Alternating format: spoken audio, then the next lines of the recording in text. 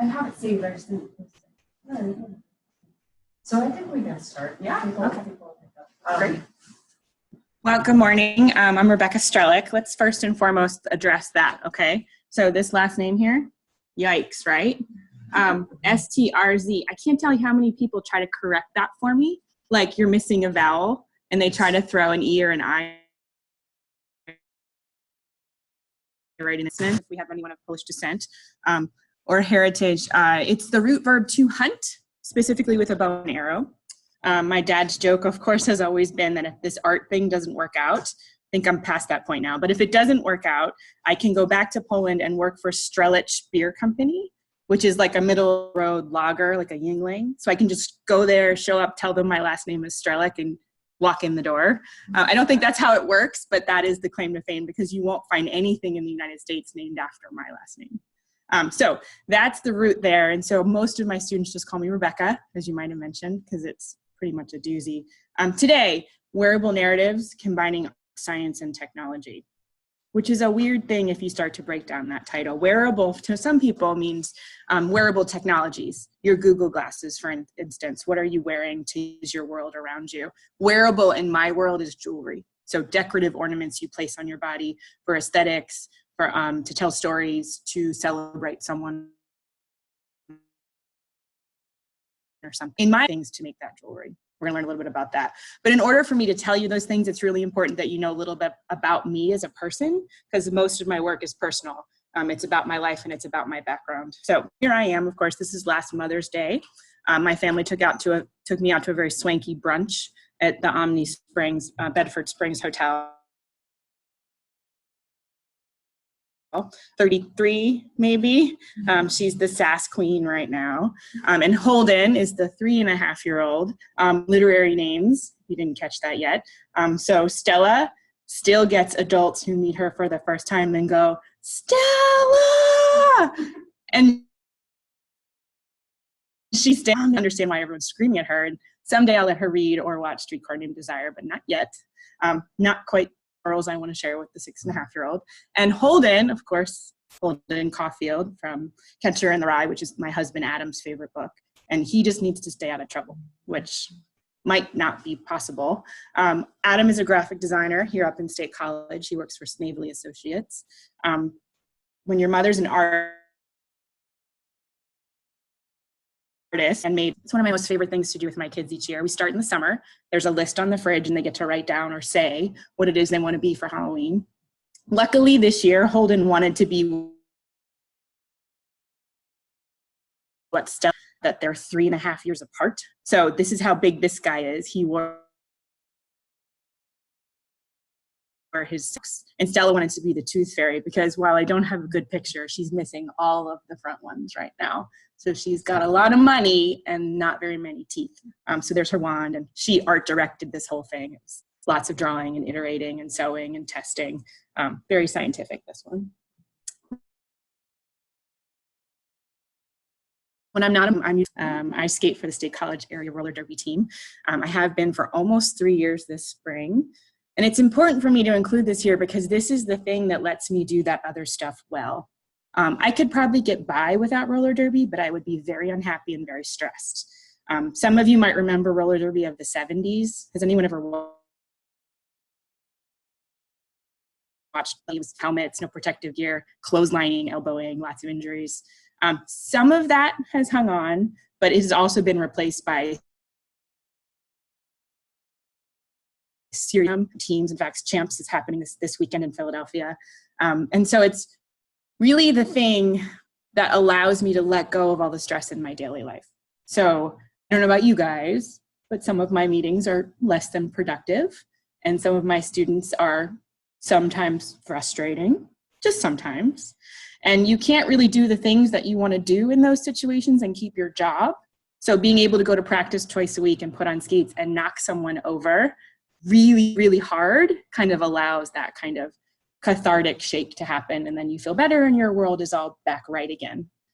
It's also lovely because right now it's one of the most functional teams I am a part of. And that's because of the common denominator. We have skaters that are like 19, 20 to in their 50s. So that's a pretty big span for an athletic team. We do all kinds of things. We are waitresses, bartenders, professors, researchers, bus drivers. Like, we are a really great demographic of central Pennsylvania.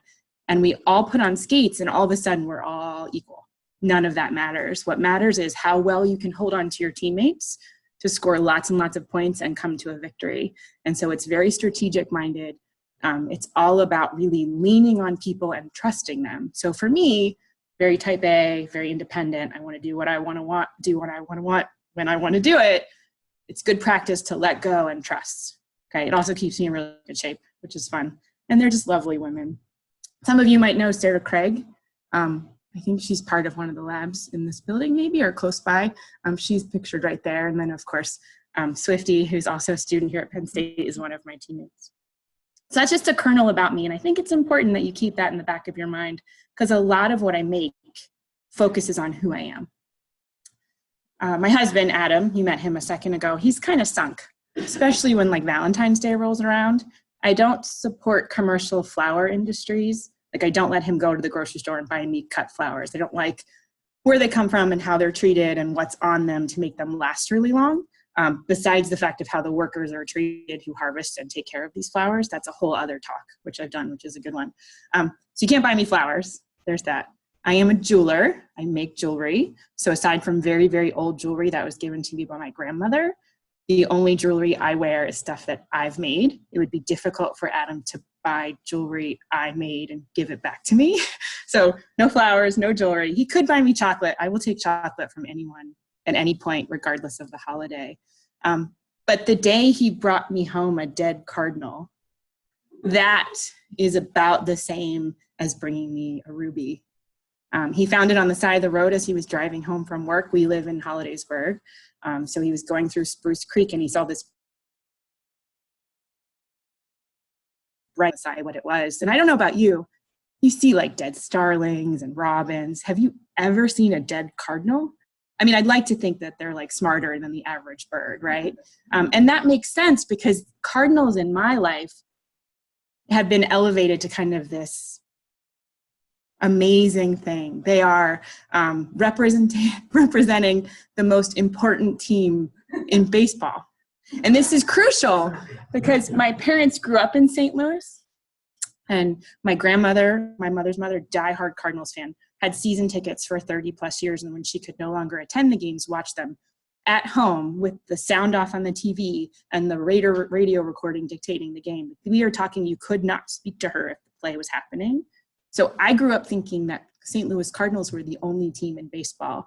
And like the Harlem Globetrotters, you might know this fictional basketball team, they're a performance team. They always win. It's scripted as such.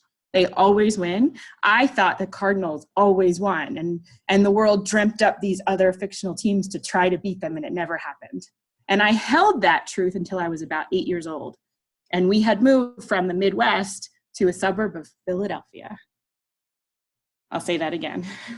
Midwest to Philadelphia, where the Philadelphia Phillies range true. Those teams don't really get along. And if you don't even like baseball, just think about the two things in your life that are at the greatest conflict at all times, whatever those things are. Chocolate and vanilla, maybe. That is how opposite and awful that rivalry can be.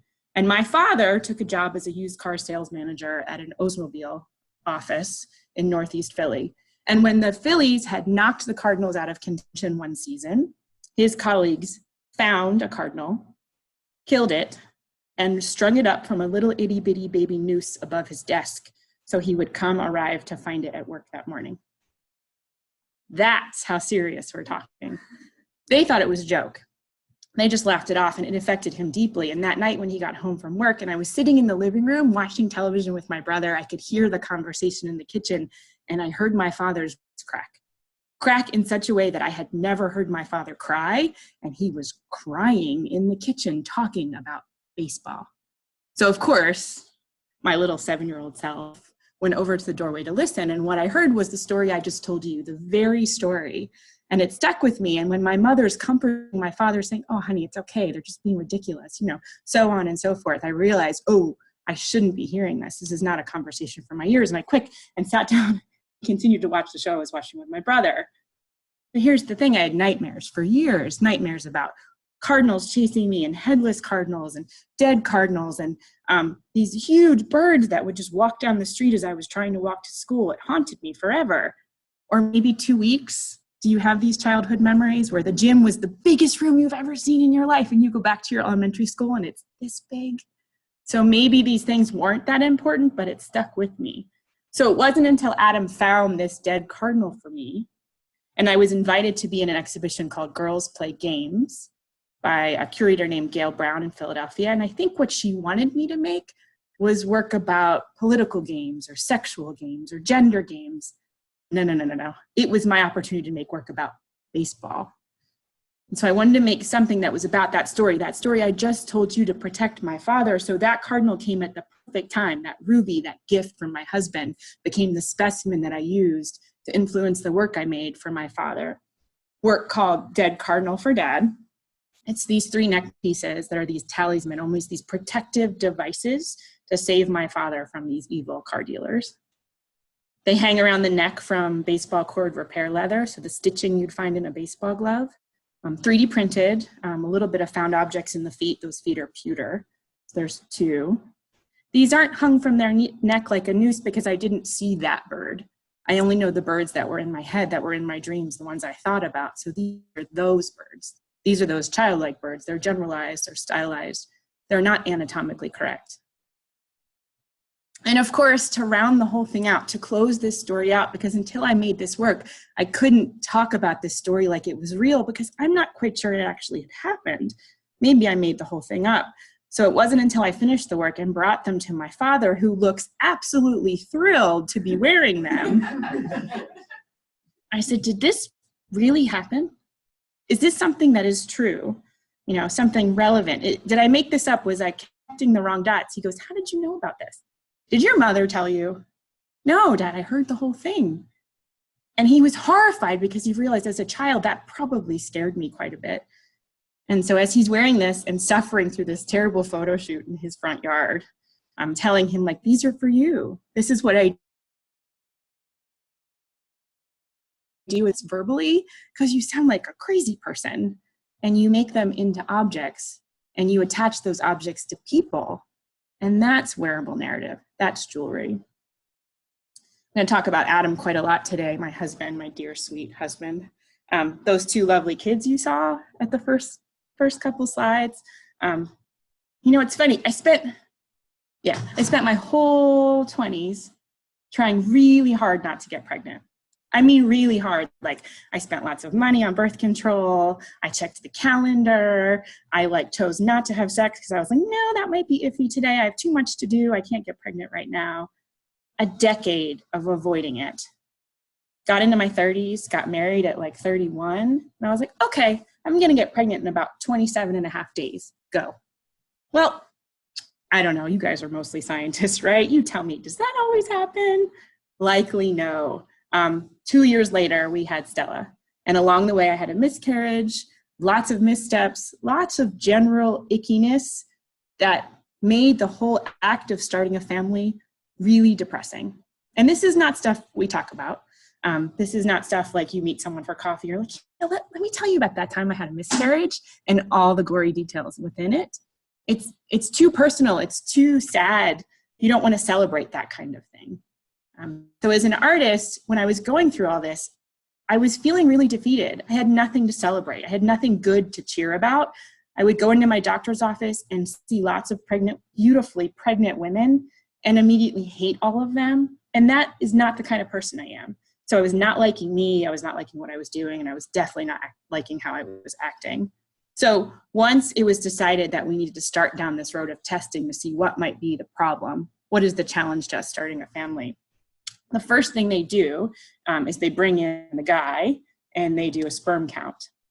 It's a cheap test, minimally invasive, really quick to get the results. And if there's a problem with the swimmers, then you go down a different path to try to right that, right? So it's different than if there's a problem with the female. So we go into my doctor's office. If you don't know how this works, go into my doctor's office. They usher Adam into a secret room with secret stuff. Don't know what happened in there. I just know it looked a little uncomfortable. And I'm sitting in a different room. And this is where you have these moments in your life? People say car accidents do that, but like the clock stops and like 2 seconds to everyone else is like 10 minutes to you, and like everything's moving in slow motion. And I say bye to him. I'm like, have fun. And I sit down by myself in this room and I go, gosh, I'm talking to myself now, of course.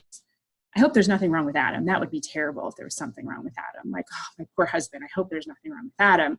And then this other little mini Rebecca popped up on the shoulder and said, but if there's nothing wrong with Adam, there's something wrong with you. And then you're like, oh my God, I hope I'm not broken. So I had this terrible debate going on in my head where I simultaneously wanted to support and cheer for my husband and also wanted to be the one that wasn't damaged goods. And that's a really hard place to be in. So he comes back in, sits down, and I was like, how'd that go? And he's like, shut up. And that was the end of that conversation. And then about 15 minutes later, a lab tech comes in with this very paper. This is his lab report. You haven't figured that out yet. And she's got this like half smile, like, I don't know, I haven't gotten many lab tests in person, but when you do, if it's bad news, they don't smile. They don't walk in like, hey, they kind of walk in like, okay, very serious. And that makes sense, right? Set the mood. But she was half smiling and he's like, she's smiling, it's good news. I'm like, well, let's just hear what she has to say. And she goes, you guys are fine, you're good. And that was enough for me. I was like, all right, I have to come with to the grips with that my pipes are broken. Something's terribly wrong with me and I'm never gonna be a mother, but Adam's fine, so that's okay. And Adam's like, wait, hold on a second.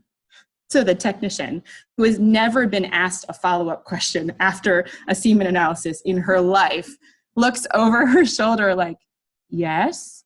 And he's like, well, can I see the report? I want to see the numbers. She's like, sure.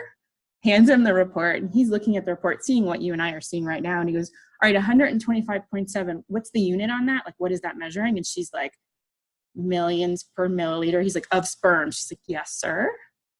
And he's like, what's H? H. Oh, wait, there's a key. High. What does high mean? He's like stressing out. And I'm like, calm down, honey. We're okay. You don't have to worry about this.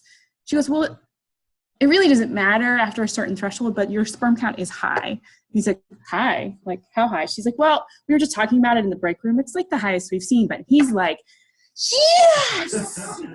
Like jumps out of his seat. He's so excited.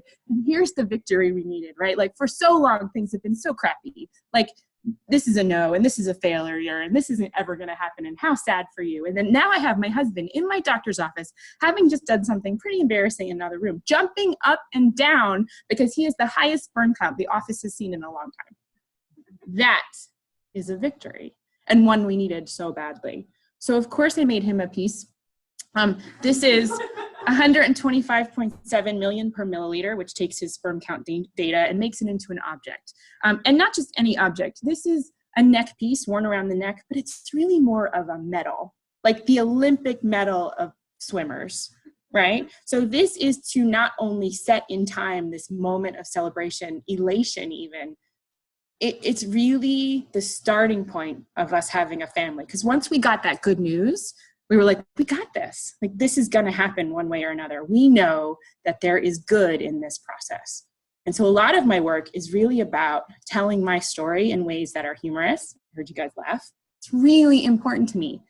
5 minutes ago, I just told you I had a miscarriage, and now you're laughing with me. Like that process, that's everything to me. That's what artists should be doing, whether they're pulling data from lab reports or whether they're talking about their own lives or dead birds. Whatever that is, in my mind, that's what artists are responsible for these days. They're mirrors of themselves and they're mirrors of society. So while my work is often personal, I really love bringing in things that I have no business touching. None. I am not a scientist. Sometimes I pretend to be one on TV, but I have no right being in these labs or touching these tools. But I've been really lucky, and then I've worked with a lot of people who just open the doors for me. And when I ask the right series of questions, or better yet, the wrong series of questions, they open up their supply closets, or they say, come hang out with me, or look what I do with this system or mechanism or tool. And then I get to adapt that and use that in my own studio practice, which is awesome. So about 15 years ago now, I was on a camping trip with a friend who was organized by a conservation group in central Pennsylvania down near Altoona. And it was this weekend-long canoeing camping trip. And on the the evenings, there were 2 evenings, we were treated to like this local entertainment. One night it was like a high school marching band, and the other night it was like a fish and game commissioner who came and gave us like an old school slideshow of Pennsylvania wildlife. And it was literally like, these are turkeys and these are pheasants and these are trout. Like, it was so endearing. And then he got to, these are Pennsylvania black bear. And I knew that there were black bear in Pennsylvania. My parents live in the Poconos now, so I see them from time to time. I know they exist. I didn't know that almost 400 of them die on the Pennsylvania Turnpike being hit by trucks. Clueless about that. I did know that they're smart enough to learn the trash pickup schedule. So they know which neighborhood to go on a Tuesday because that's when the trash will be out. And they kind of follow that around so they can get food. If they keep doing that, as you might know, they get trapped and tranquilized temporarily. Data is taken by them, and then they get shipped over a mountain. So they try to get into another neighborhood so they're not bothering the neighbors, which is kind of backwards since we're in their land, but I digress. When they trap them and they're falling nicely asleep, they do a couple things. They weigh them, they take some fur samples. Often, you probably know this, they will pull a tooth, and that's the most definitive way to age a bear, is through their teeth. Cementum age analysis. Different layers of teeth are grown on the animals during season. So in the winter months, a dark layer of cementum is kind of grown automatically on their teeth to protect their teeth from mouth acids while they're hibernating. So basically your teeth don't rot out of your head while you're sleeping, right? And then in the spring months, after that, a lighter colored material, it grows on that. So like the rings in a tree, you can slice and dye and analyze the teeth found in these animals, just like you could count the rings of a big fat oak tree that's been sliced down. So it's markers of time over space, basically. And so this poor commissioner goes, yep, this is a Pennsylvania black bear. This one we found in Lehigh Valley about 6 months ago. It was a 4-year-old. And I was like, how did you know it was a 4-year-old? Do you like measure their paws? He's like, oh, no, I have a slide about that. Next slide shows a tooth. And he's like, we measure their teeth. And I'm like, literally, like you take a ruler and measure the length of their teeth? That's how you know how old they are? He's like, oh no, we send them to a lab in Montana and they analyze the teeth. And he described very rudimentarily what I just told you. And everyone else is like eating their pizza and hanging out. And like, oh, that's nice, right? Here's me and a friend, and we're like, what?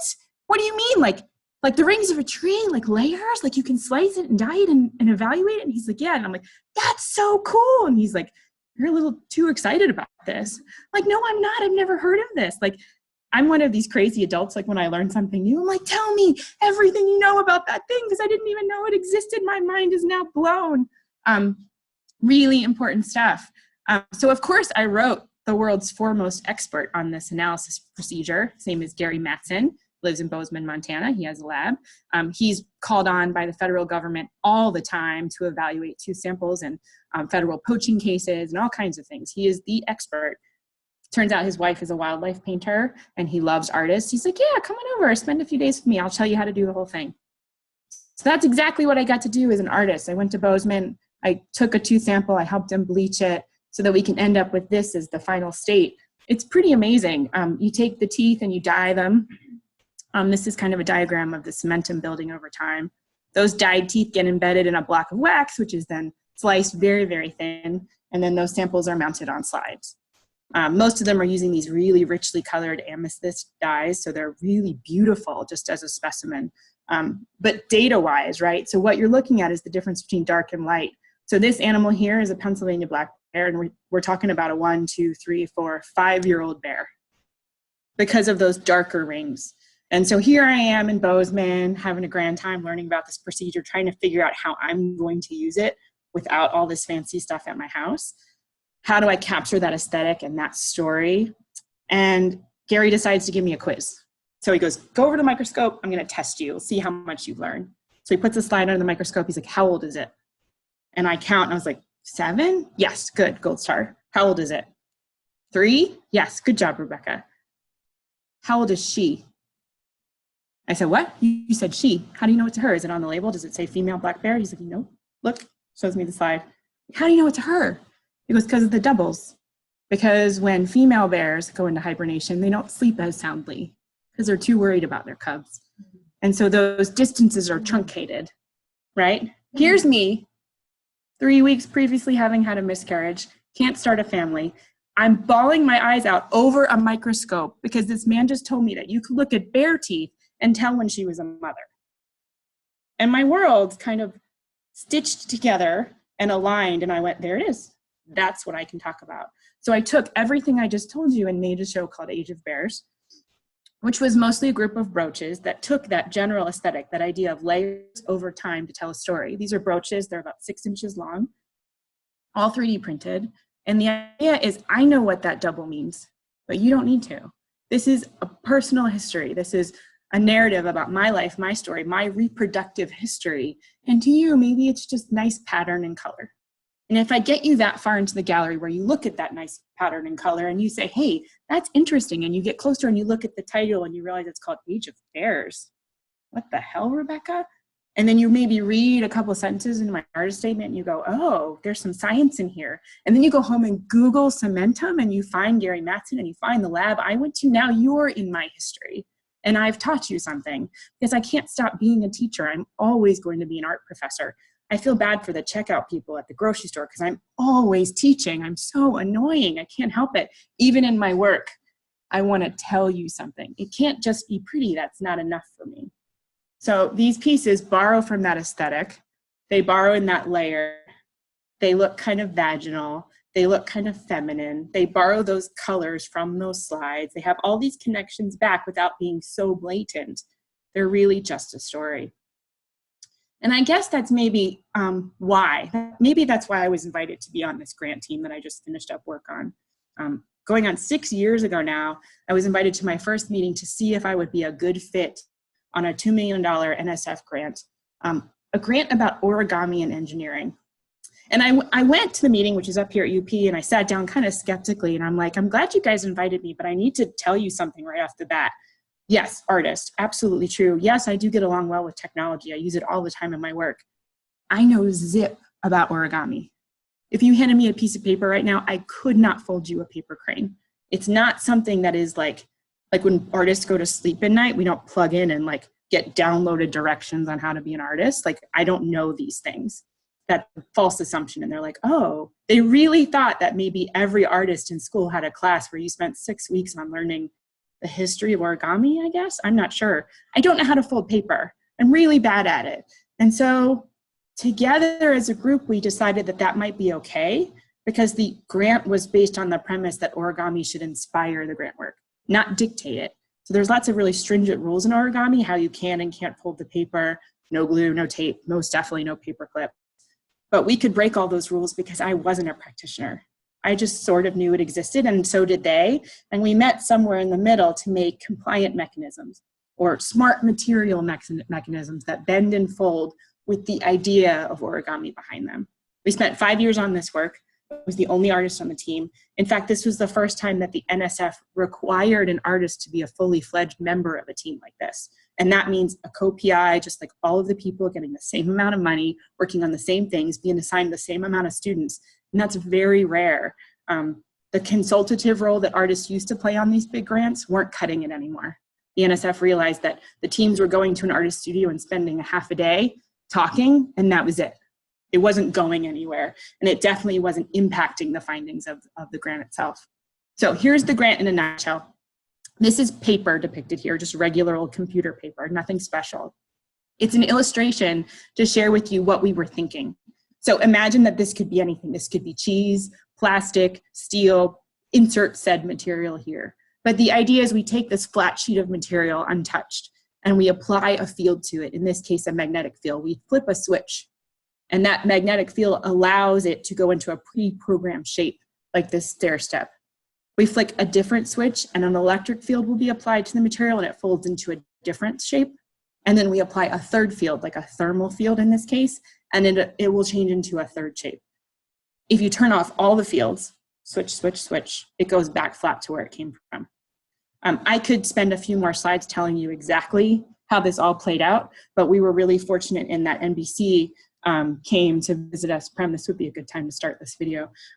NBC came to visit us in the lab right, really trying So we're going to watch a quick video that they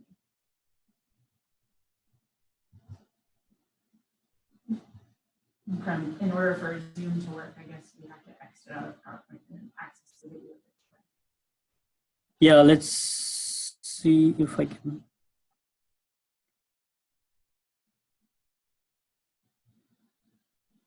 This is the one.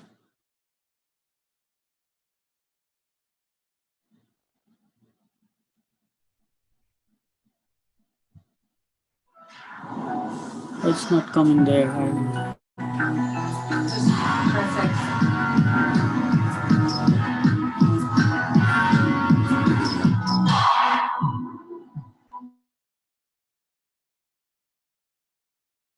Of origami looks like child's play, as thin sheets of paper are folded into intricate shape.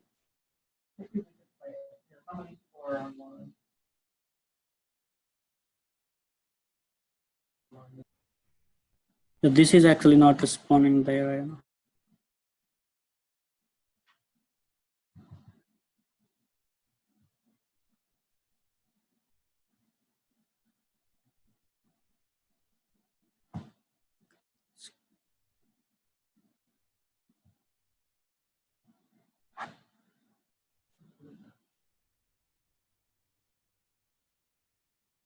Yeah.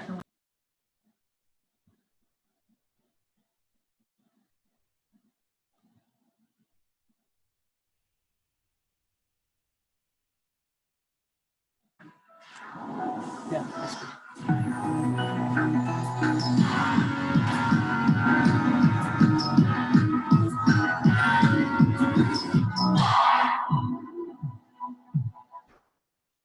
To some, the Japanese art of origami looks like child's play, as thin sheets of paper are folded into intricate shapes and figures, like birds, flowers, and dragons. But to scientists and engineers, the principles of origami have been applied to design problems, such as getting solar panels into space, making a foldable robot that can walk, and even creating a working optical microscope simply by folding paper in a systematic way. Origami engineering is really focused on designing deployable structures that can fold and unfold, can fold up into a compact shape and then deploy into a much larger shape. Mary Frecker is a professor of mechanical and biomedical engineering at Pennsylvania State University. Her research, funded by the National Science Foundation, uses the principles of origami to design better devices and equipment, including smaller, smarter, and more efficient tools for surgeons. I think what is innovative about what we're doing is we're trying to not design something static. We're trying to look at this idea of folding and unfolding. And how do we control that? And how do we make that happen? And how do we use it for something useful? Frecker's inventions, which have already received several patents from the United States Patent and Trademark Office, could one day make surgeries less invasive. According to the Centers for Disease Control and Prevention, more than 50 million Americans underwent surgical procedures in 2010. If surgeries could be performed through smaller incisions or by using ear, nose, and mouth pathways, patients would have less pain and scarring, shorter hospital stays, and quicker recovery times. If we could have a surgical instrument that could be very small and compact and be inserted into the body through a small incision, say, and then deploy into something larger once inside, then you get all the benefits of the minimally invasive approach. However, when it came time to build these micro tools, some thinner than a human hair, Frecker and her team had to overcome several design challenges. One of these included creating tiny hinges and joints, an essential part to many mechanical devices, that would enable the instruments to work inside the body. Their solution incorporates the principles of origami. Instead of having several moving parts, these micro tools could be made as single structures that fold by themselves, eliminating the need for separate hinges and joints. Our project is focused on what we call self-folding, where we would like to be able to have a device that would, say, for example, start from a flat sheet and fold into a certain shape, on its own without having to fold manually like it's done typically with paper.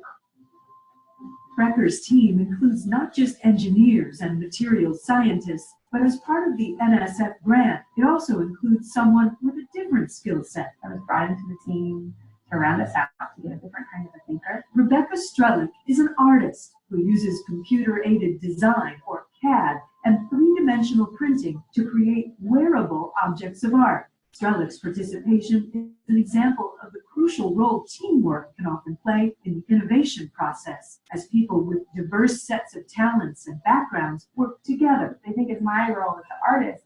I kind of sweep in sometimes and take things up a bit. And I said, well, we haven't thought about things that unfurl or things that are sheaves, like bananas, for instance, or flowers, or a plant that unrolls when its new leaves come out. The team works with existing or newly created smart materials, or composites and polymers that carry unique properties, like the ability to stretch or rotate. These materials are then paired with other smart materials with different properties, such as the ability to compress or expand when exposed to various stimuli, like a type of force or stress.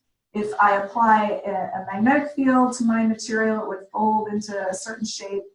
And then if I apply the electric field to the same material, it would fold into a different shape.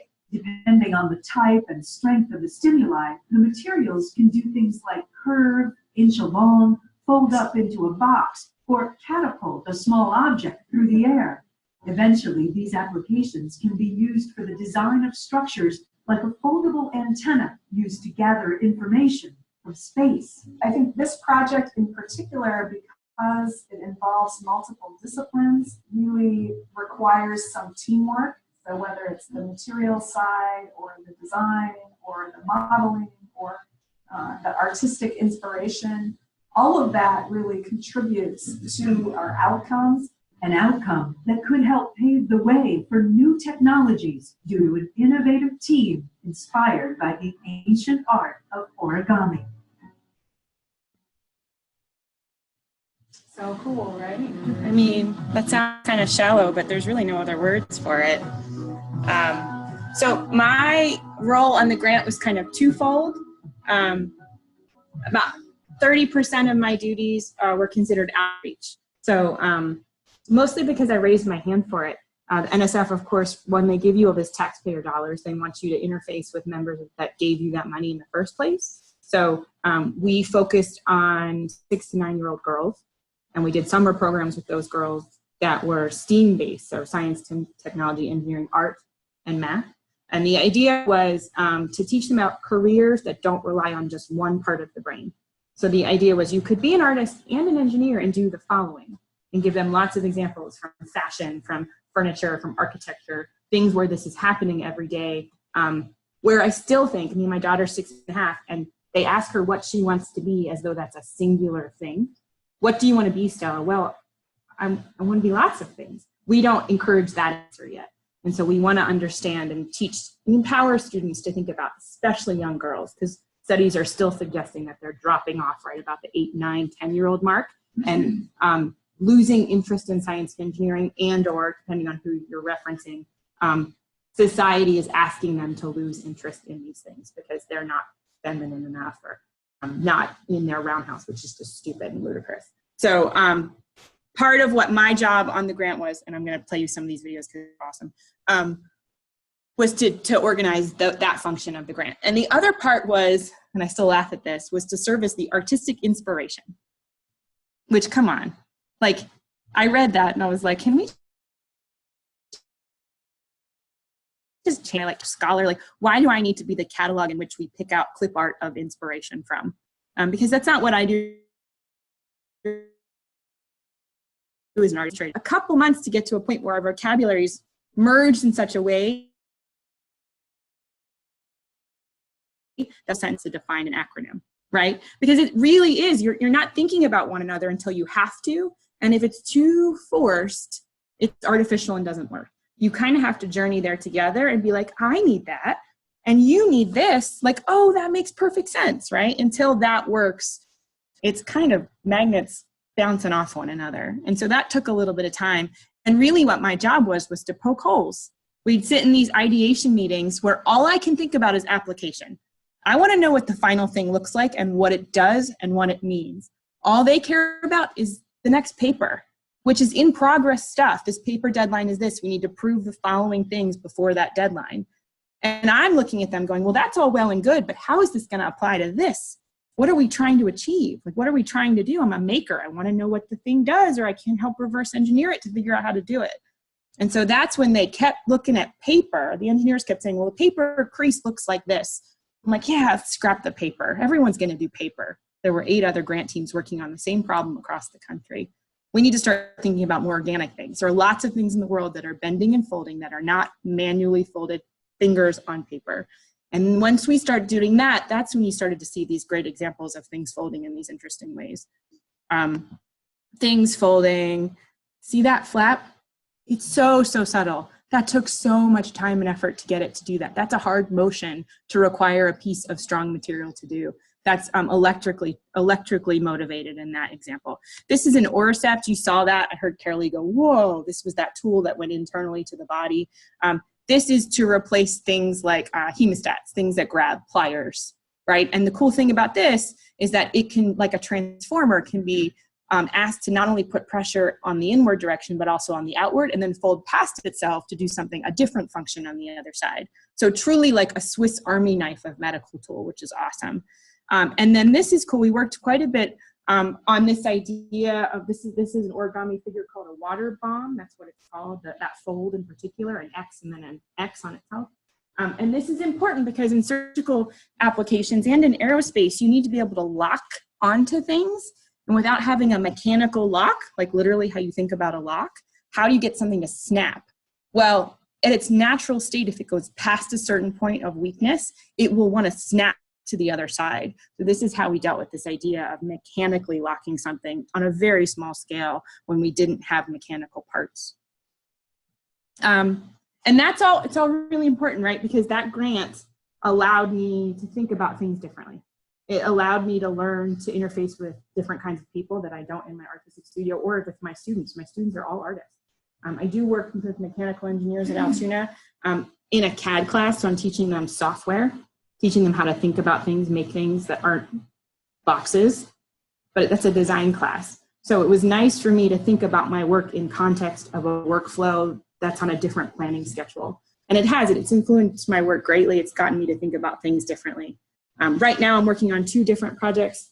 I'm taking 2 shoe boxes full of my grandmother's jewelry and repurposing it. I wore a piece of my grandmother's every day for a year last year while I was laureate.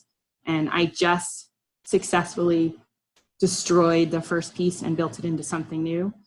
Literally like finished it yesterday. I have a picture of it on my phone if anybody wants to see it. I'm a little afraid to show people, but there's that. And then I've also procured this really interesting book.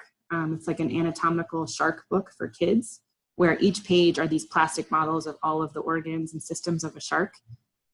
I'm dissecting that book and using those anatomies and calling them things like the organ that allows you to say very, very, very important, or the liar organ, or the alternate fact organ. So pretty politically heavy anatomical systems that will make commentary on our current political landscape. That's the best way I can say that in mixed company. I'm not sure what your politics are. Anyway, that's what I'm up to. That's what I've done. I hope I picked out a few things that you found interesting based on your backgrounds, not knowing what they are. I made some assumptions there.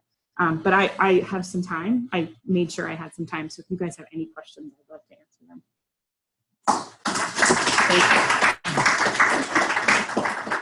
So I would like to make a comment, and then what I'd like to do is maybe feedback about how we might think about doing what we're doing a little bit differently. So the Microbiome Center is a group of people from 10 different institutes and colleges and 10 different Commonwealth campuses. There are people who would like to participate out there. It's a little bit difficult, but we're trying to figure that out. And everything from IT to biology of all different sorts. We've got engineers, we've got statisticians, now we've got artists in the room. And part of what we started to do was to have this meeting weekly so that people could tell us their stories, Mm-hmm. so that we could hear their vocabulary. And the concept is that we begin to see places where our interests overlap, but are in a place where there's something new we can create. Sure.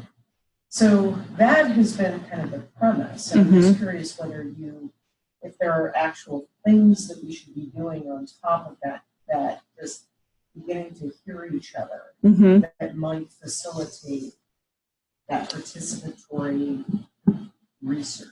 I'm sure there are lots of things, and by no means, I'm not an expert in this kind of research, so I can just speak to my own experience, and that's twofold, coming partially from my teaching and partially from my own personal work. So what I tell my students all the time, because and maybe the artists have had this experience, maybe you've had this in the sciences, but a student will come up to me and say the wood shop, and they'll point at a tool and they say, I want to use that.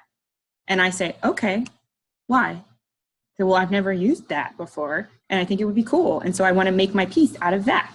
And I'm like, okay, you find a good enough reason for me, and I will teach you how to use that. Because I found over the years, I've been at Penn State for 15 years now, that if I go over to that and I show them how to use it, they use it once, they say they can know how to use it, and the piece that results from it, or the exploration, is very shallow. It doesn't result in anything significant, and they don't remember it. So they don't actually recall how to use it when they want to use it again, because it wasn't crucial to their investigation. Now, I'm not saying that everything that artists, especially student artists, do end up in a conclusion that is relevant or useful, but even on the missteps, they should be using tools and techniques that make sense to their idea. So at Altoona, and I'm sure up here too, we don't just teach tools because they exist. It's all within this idea of specific objectives or thematic investigation or concepts. I'm teaching you how to do it this way because I think this supports the kind of idea I'm asking you to find. So in my personal work, I found that I work better with people who are not artists and better with people completely who are not like me when there's something at stake, right? For roller derby, it's not falling or not causing other people to fall and literally hurt themselves. So I work hard there because I feel like I will let them down if I let them fall, or they will do the same to me. So that's what's at stake. In the grant, it was gobs of money, right? And deadlines. When I work with scientists or things I shouldn't be involved in, it's about the respect of their discipline. So I don't want to let them down by what I borrow from them. I think what you have now is the start of something really exciting, but it seems like there has to be some kind of risk or something at stake that we all say, that's what we're working toward. And it can be physical, it could be an exhibition, it could be a conference, it could be a symposium, it could be an application to a grant, it could be a faculty line. I mean, I can't think of something more risky than applying for and saying, we're gonna build a new faculty line that is, it doesn't fall into a disciplinary category. It represents what the center is in all ways. And those humans are hard to find, but they're becoming increasingly more popular. And so until there's some kind of physicality or tangible thing out there on the table that we're like, yes, we're all in because of that, I don't know how it works yet. And that's me. And that's my craft person. Like, I was trained as a traditional metalsmith. There are a series of steps you do to get to something. To make that gold shiny, you have to do the following things. If you don't do the following things, it will not be shiny, and now it's worthless, right? So in terms of craft and how you build things, that's how I always think. And it's really practical, and it's not always favorable with all of my artist friends and colleagues. I'm maybe sometimes seen as too uptight or too technical or whatever that is, but it's the process that I follow, and that's when I work the hardest. Because I can BS things. I'm a good talker. My dad taught me well, right? He's been in sales his whole life. I could sell you anything, but I won't believe it. And then as soon as I walk away from you, I'm never going to think about it again. And so in order for me to be invested and actually do the thing, I want that, whatever that thing is I'm envisioning in the middle of the table. And that's a really bad answer because I don't know what that thing is. But And often when it's a participatory project, no one knows. Well, Because you're coming at it and you're creating something new out of it. well, I mean, some of it falls on you, right, Carolee? Like, you're being kind of the point right now of the center. You could pick the thing and say, this is the thing we're working on for the next year. that's what happened with the grant. I think that all the engineers on the grant went, we need an artist who checks the following boxes, because they didn't want a certain version of an artist in their minds because they were afraid of that, in the same way that I was afraid I was going to get in there and they were going to ask me to do math and I wouldn't be able to do it and I would be called a failure and asked to leave. And that's what my fear was, that they were going to say I wasn't smart enough because I couldn't do their math. And they were afraid I was going to get in there and make a mess, or I don't know, whatever they think artists do, eat paint, right? Something like that. They thought I was going to do that, maybe take my clothes off. So I don't, Or ask them to take their phone. that's true, whatever it is. But yeah, I think some of it is the person in charge or a group of people in charge need to decide what that project is. In that case, it was a deadline for the NSF. It was a big grant. They all needed and wanted, and they had a component that they had to fill. So it's a little different than what we have here, but how nice, because we can dictate what that composition is, as opposed to looking at a checklist from the NSF saying we need one of these and one of these and one of these. And I think we have an idea going forward about education and how we're going to educate. Now, how that comes together is another story. Well, I mean, so in Altoona, one of the big discussions right now is the recertification of all the gen ed classes. I'm sure this is on everybody's mind. And what we're trying to do is not think about it as this terrible thing that it is, instead of looking at it like, well, here's this opportunity to design some new classes that we probably wouldn't have the time or energy to do otherwise. And so maybe that's an avenue. You know, it can be owned by the Microbiome Center. That's pretty cool. And then that's something that can travel from campus to campus. It need not be something that's up here. Now, of course, the logistic me goes, where's the money coming from? Well, let's think about the how later and just concentrate on the what. So it's a great question, though. I think it's just going to be a process. It's not going to be one or two people. No. The final object or whatever it is. The Mhm. question, the scientists would always work towards a delivery, no matter what. The product, Mm-hmm. object, things are in the question, educational objectives. So it's going to take some time. Absolutely. And if that initial investment is totally on our own, most of the time we don't expect to be paid for it. No, and it, to me, it's more about the time. Like, I don't know about you guys, but you reach a point in your careers where if the bills are getting paid, yeah, my extra money would be gravy, but like you get to a point where you're surviving, and now it's like, what am I going to invest my time in? Like, what am I going to pick to spend time on instead of be in my studio, instead of be a mom, instead of whatever the thing is. So. But what we have found,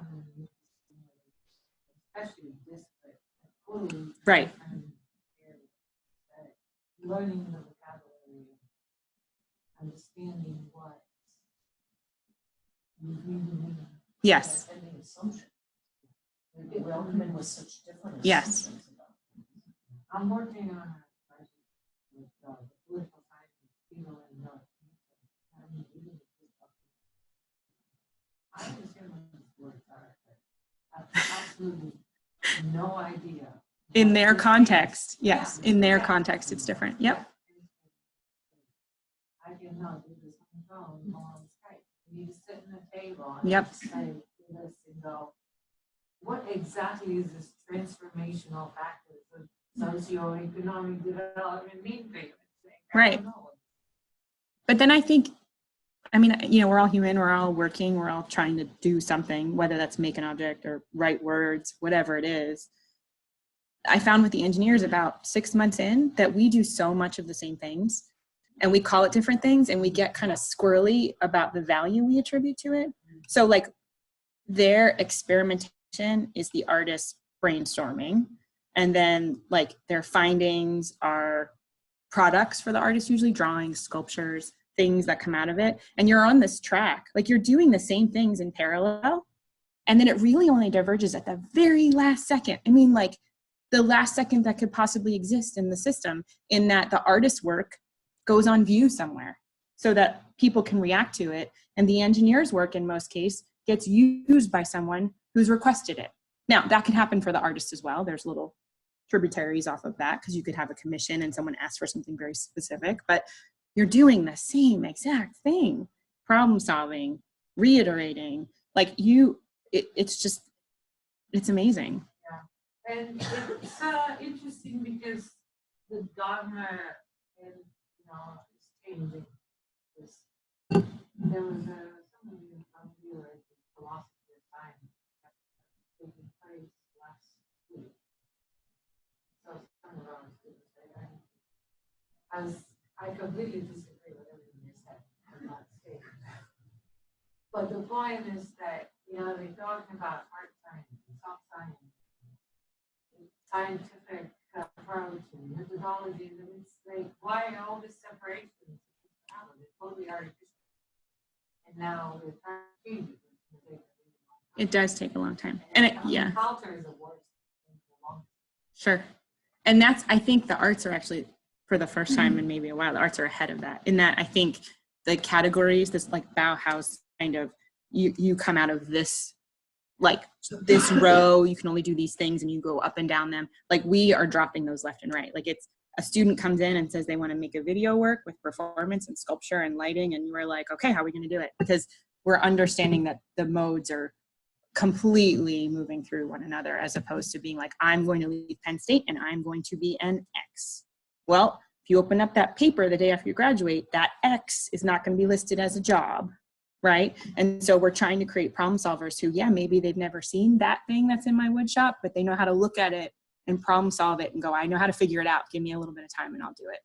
That's what we want. At least at Altoona, that's what we definitely want. It's the same thing. The categorization could be a problem.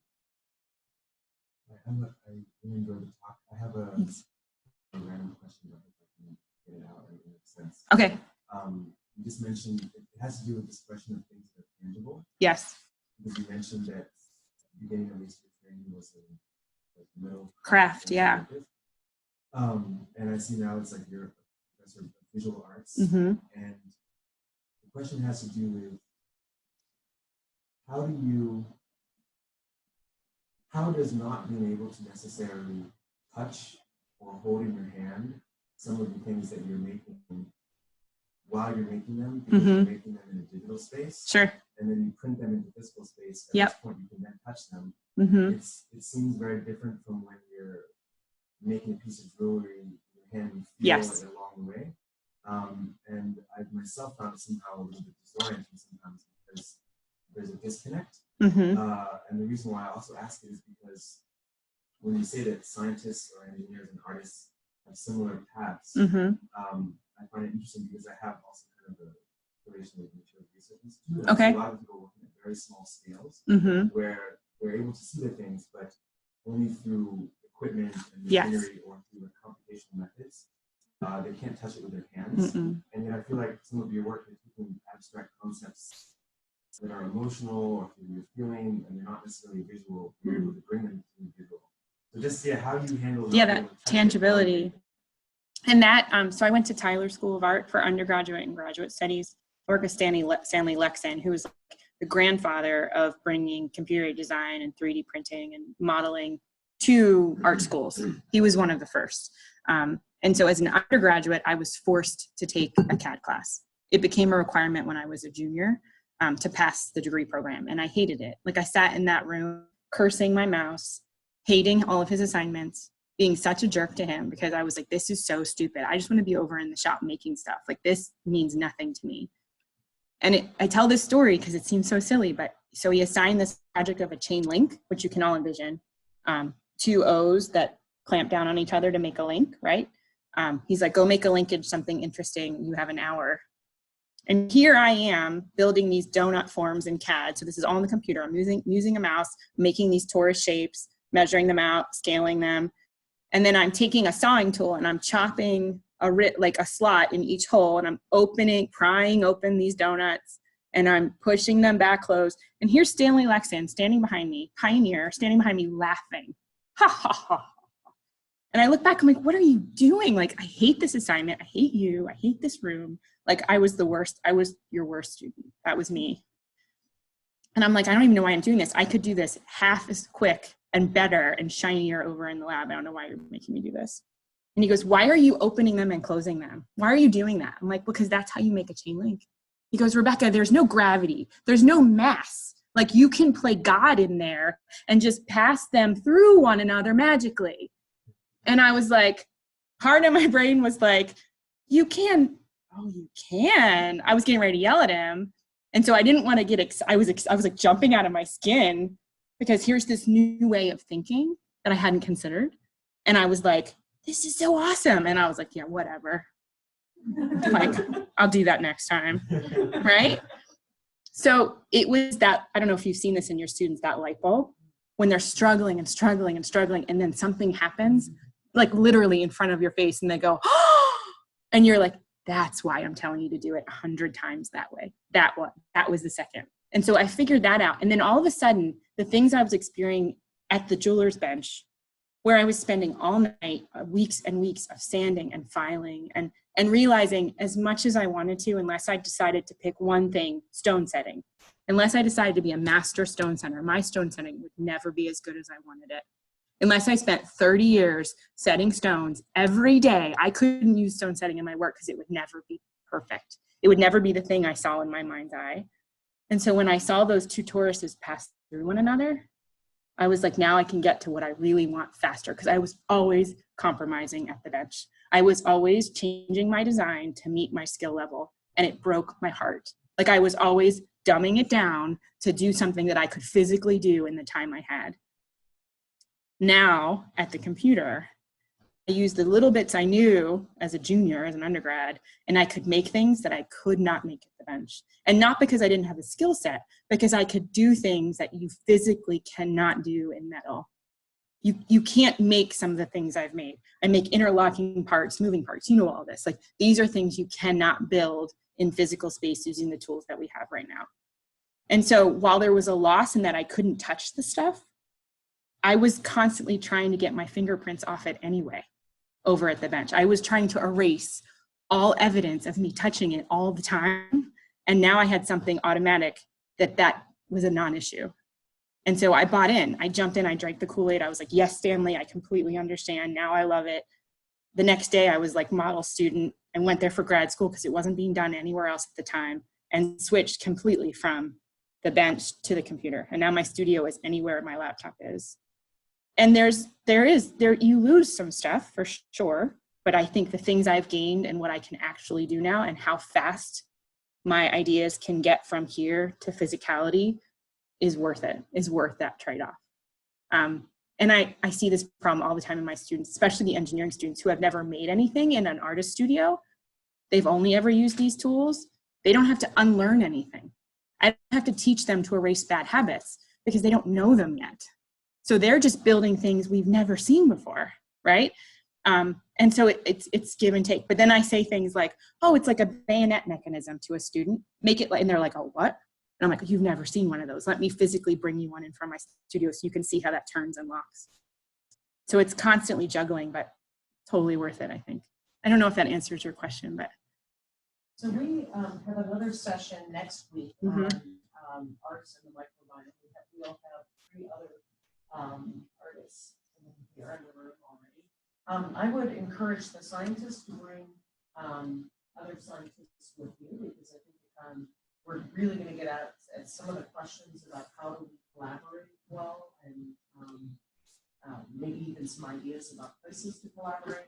And I think there'll be more that goes on related to the microbiome and the arts in the future. There's certainly a bubble of interest coming up. So we'll see how that takes us forward. Thank you so much. Thank you for coming, guys. Thank you.